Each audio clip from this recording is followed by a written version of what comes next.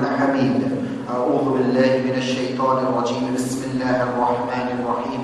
والعصر إن الإنسان لفي خسر إلا الذين آمنوا وعملوا الصالحات وتواصوا بالحق وتواصوا بالصبر. صدق الله العظيم وصدق رسوله النبي الأمين الكريم صلى الله تعالى عليه وعلى آله وصحبه وعلى جميع عباد الله الصالحين والحمد لله رب العالمين. کلام پاک کی جس صورت کی تلاوت کا میں نے شرف حاصل کیا، ہم سب واقف ہیں. مختصر اس کا ترجمہ قسم ہے عصر کی، قسم عصر کی یعنی قسم ہے زمانے کی. کون سے زمانے کی؟ کس کے زمانے کی قسم ہے؟ یہ رسول کریم صلی اللہ علیہ وسلم کے زمانے کی قسم اللہ پاک ارشاد فرماتا ہے. یہ کسی اور کے زمانے کی نہیں، اس زمانے کی قسم جس میں رسول کائنات صلی اللہ علیہ وسلم دنیا میں جلوہ افروز ہے، اس زمانے کی قسم اللہ پاک ارشاد فرماتا ہے. میں آپ کو بتاؤں، عصر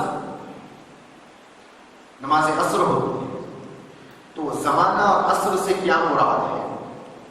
احمد بن حنبل رضی اللہ تعالیٰ عنہ روایت فرماتے ہیں تو آل ابراہیم میں وقت کو بانٹا گیا. اللہ نے کسی مقصد کے تحت جو ہے 3 امتوں کو بھیجا، ایک کام کرنے کے لیے 3 امتوں کو بھیجا.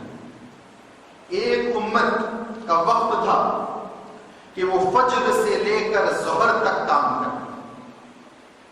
یہ سیدنا موسیٰ کلیم اللہ علیہ السلام کی امت ہے. پھر ایک امت جو ظہر سے لے کر عصر تک کام کرنے کے لیے بھیجا گیا، وہ سیدنا عیسیٰ علیہ السلام کی امت ہے. اور رسول کائنات صلی اللہ علیہ وسلم کی امت کو عصر سے لے کر مغرب تک کام کرنے کے لیے بھیجا گیا. اس حدیث پاک سے 2 باتیں ثابت ہوتی ہیں. ایک یہ کہ وقت اگر دیکھا جائے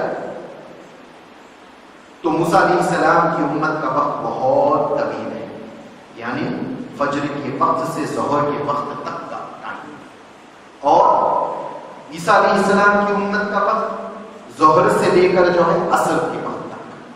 اور رسول کائنات صلی اللہ علیہ وسلم کی امت کا وقت صرف عصر سے لے کر مغرب تک. کمال کی بات یہ ہے کہ جنہوں نے جتنا زیادہ کام کیا ہو، جو فجر سے لے کر ظہر تک کام کیا ہو، اس کی قسم اللہ پاک ارشاد نہیں فرما رہا ہے.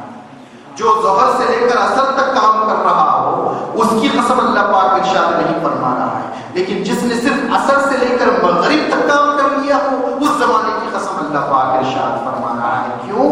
کیونکہ کام کرنا مقصود نہیں ہے. کام وہ بھی کر سکتے ہیں جو آپ اپنے نفس کی خاطر کر رہے ہوں گے.